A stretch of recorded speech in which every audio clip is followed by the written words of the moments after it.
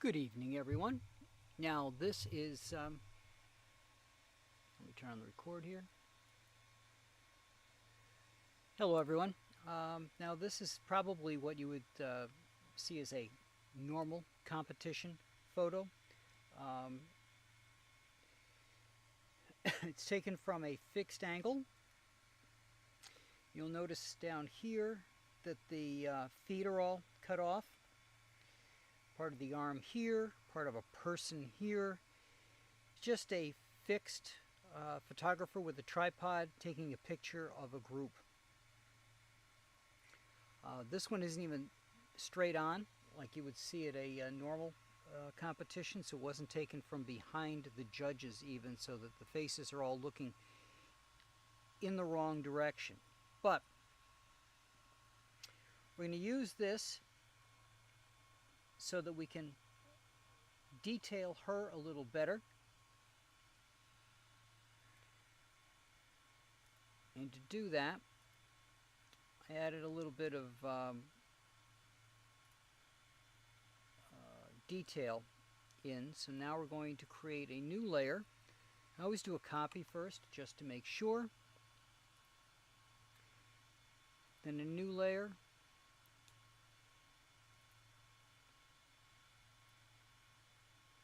Soft light.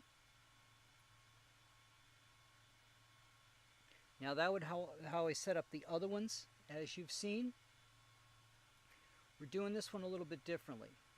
So what we're going to do this time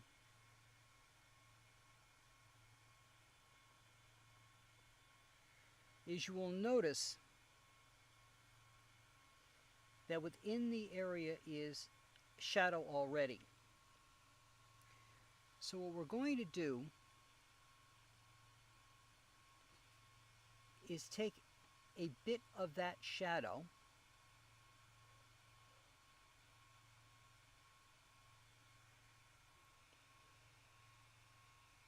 and draw it in. Now you can see that's way too much. The opacity is 100%, the flow is 100%, and this isn't how you would do it. So we back this one out. Usually I have my flow down around 9%. I'm going to take the opacity down a little bit. We'll see what we get this time.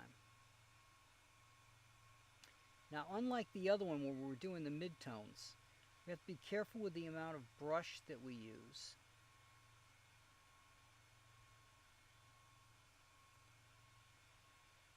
And this takes much longer because we're taking a sample of the area that we're covering. So rather than before,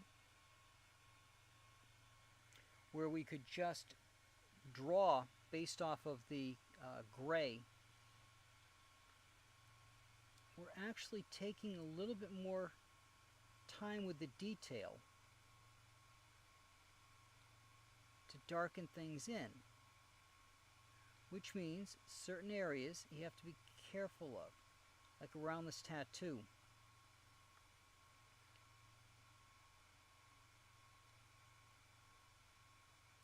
Now what I'm working with is a Gaomon tablet.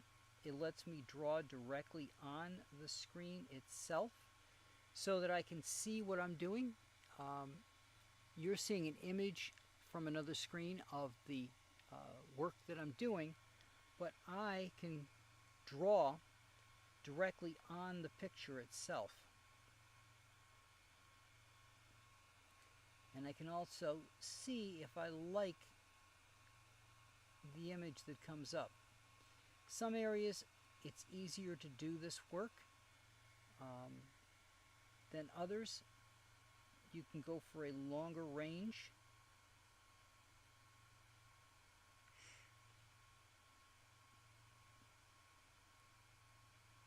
So rather than it just being a small area that you're covering, you can cover more area. So if we turn off this layer,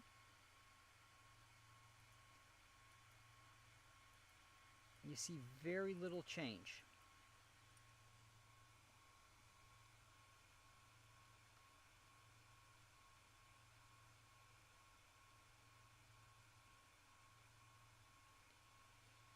And that's because I've got everything turned down so low that it takes a couple of passes to get everything to come through. Now you can see it a little bit more. You can see some of the other areas that I've touched already.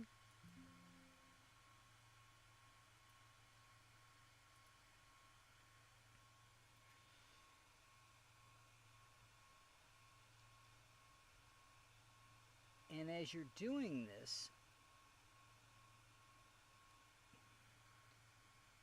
you take the time to turn it on and off so you can see what you've done, to see if you've done too much or not enough.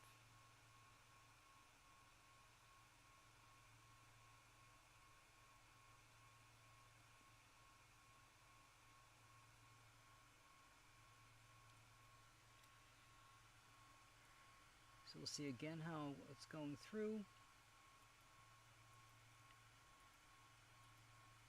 And okay. Now before I started working on this, I had to convert this JPEG. And there's a few other things to point out, how the certain parts of it are out of focus. Again, this was what happens when you just sit on a tripod and take a picture. This is a stock photograph that I'm working from.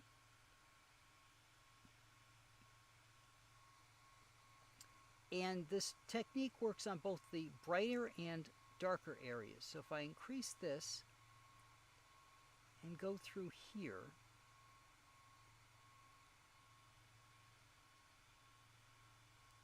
you can see the change that happened there.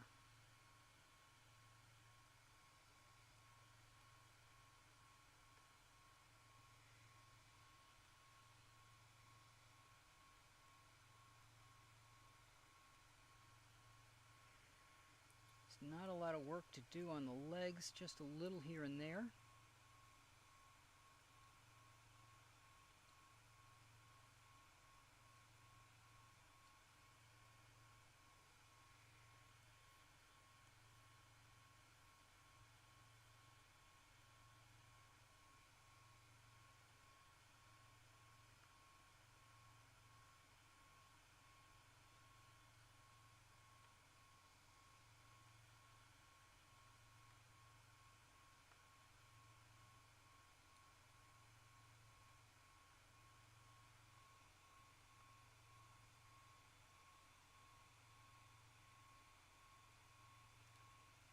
But again, this becomes very delicate work because you have to pay attention to the size that you're painting, because you're really putting color onto the image.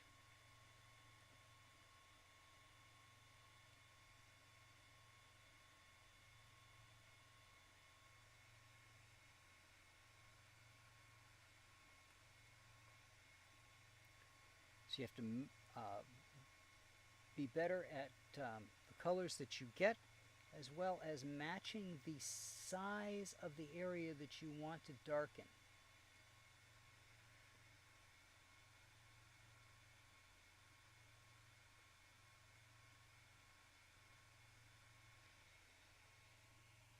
Now in this case, it probably could have gone either way. So let's take this layer out for right now, hide it.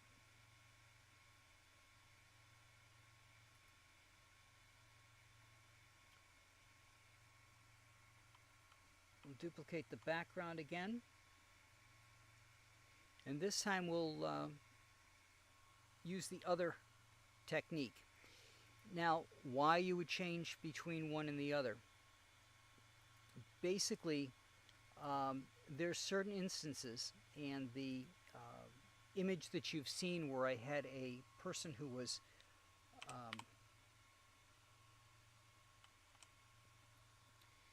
very washed out, I noticed that when I did his abs and brought them back, it was a little hard to tell, because the abs themselves were looking gray. By bringing the color back and then painting it more the way I'm doing here, I would bring that back a little bit better. But when you're doing a retouch and you're just using the dodge and burn,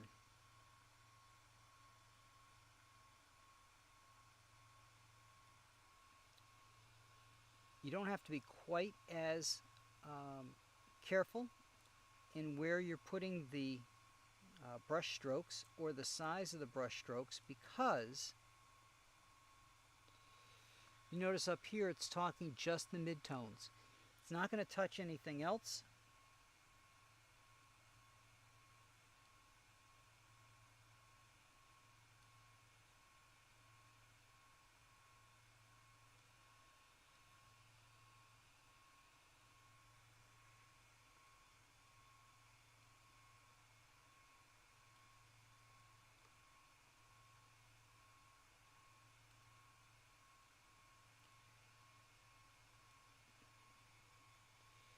And where it's really helpful is down here where the tattoo is. I don't have to worry so much. I really hate the way that came out. I don't have to worry so much about the coloring on the tattoo. Now again, this is a JPEG, which when I take photographs, I use a raw image.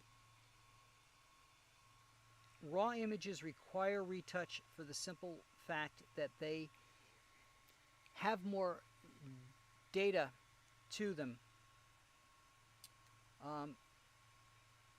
and they don't end up with the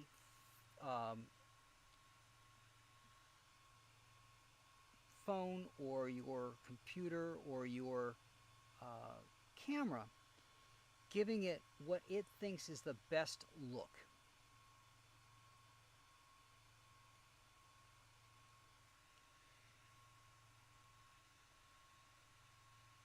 So before, after, before, after. Again, I'm going a little bit heavy here so that you can see it a little easier.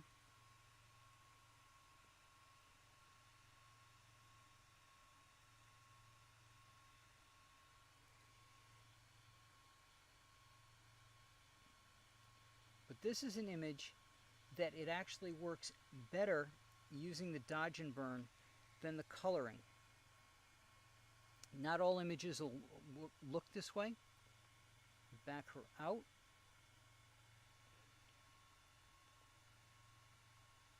And now you can see she looks more prominent than the other people around her.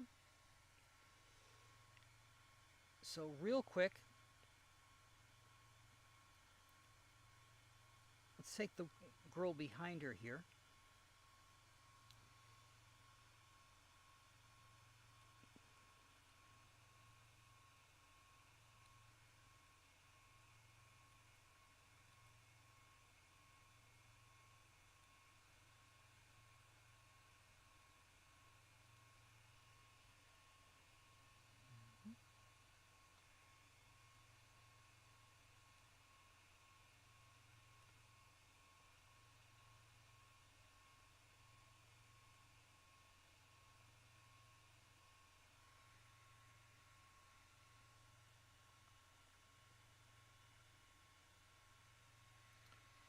Now if we look at the pair of them,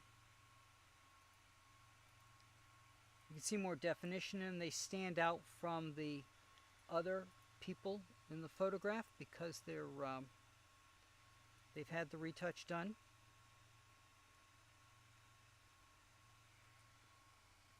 And you can see the results directly on the overall image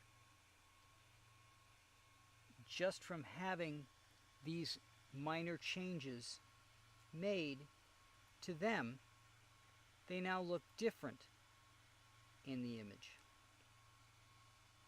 Now this was just a quick retouch. If we bring back the other,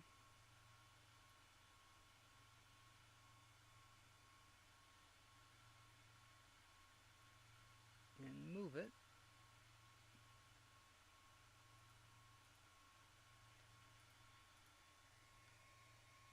Now in her case we get both of them, which makes it a little less dark in spots. But you can see number 13 has more definition.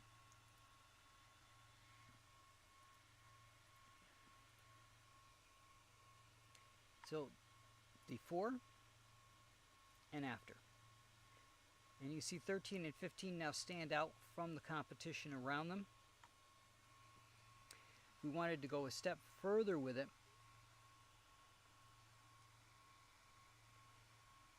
Which we don't really need to do in this case because of the background. They're already offset from the background because it's a dark color. But if we were to just go around,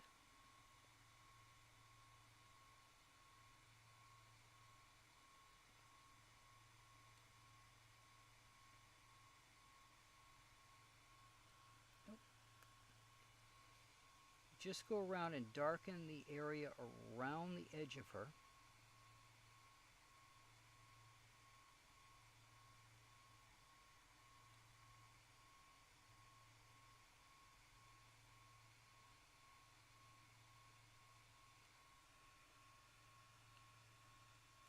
You can see that it sets her off just a little bit from the background.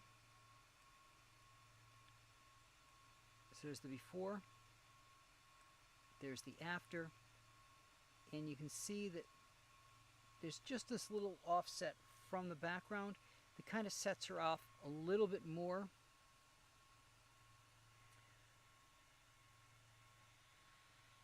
And that's the type of finishing touch that I would put on a photograph after I've gone through and made sure that everything else looks good. Again, both of them have detail to the face that gets flattened out in this image.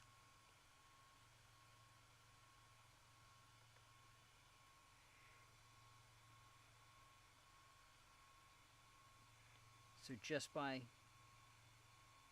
taking a little extra time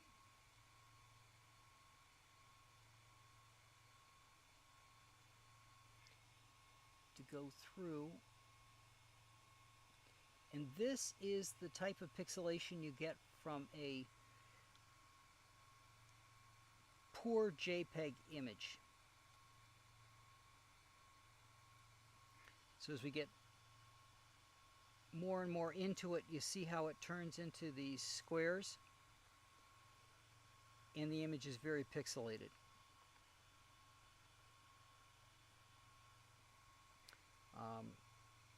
It's not a function of it being a JPEG, but it is a function of the quality. As you'll see, several things talk about what the megapixels are. And this is where it matters. Isn't so much on the normal picture itself, but when you try to blow it up. For example, if we were to put this up on a wall, this would look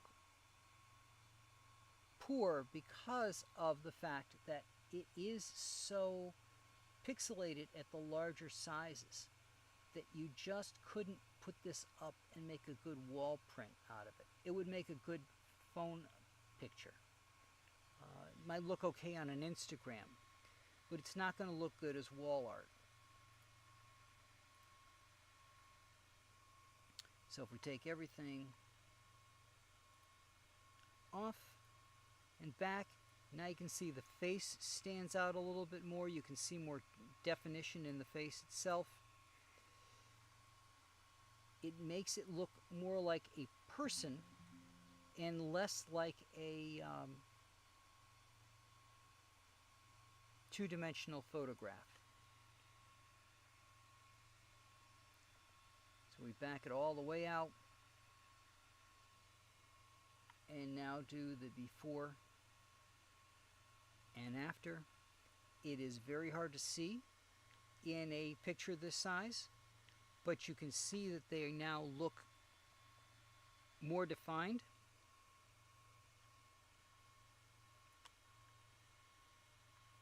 their faces pop out a little bit more. And they have shape where before they were just flattened out into the image. Now this is the gentleman I was talking about before.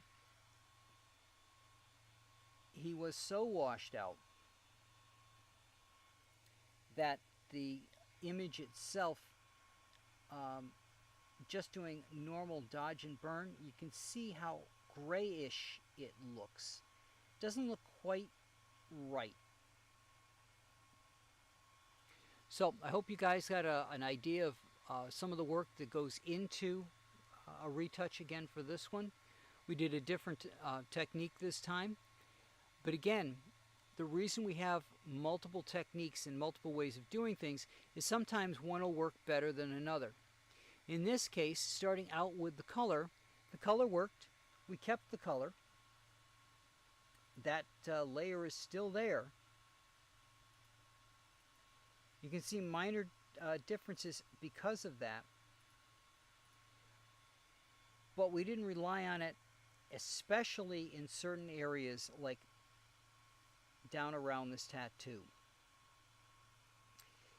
Just doing the dodge and burn will keep the tattoo. And again, unfortunately, it's not a great image because it's out of focus. You can see the tattoo, but you can't really see what the tattoo is.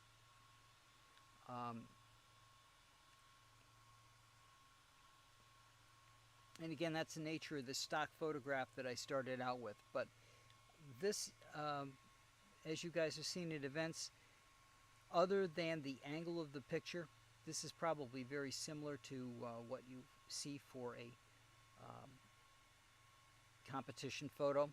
I think that's what I'm probably going to do for next week's as well, another competition photo so you can see what's there. Then the following week we're going to do something completely different. I'm going to look at posing and critique some photographs that have been done from competitions and things. So that's 2 weeks out. Next week we'll do the guys in a competition photo. And I hope you find the stream valuable. And if you do, I'll see you next week.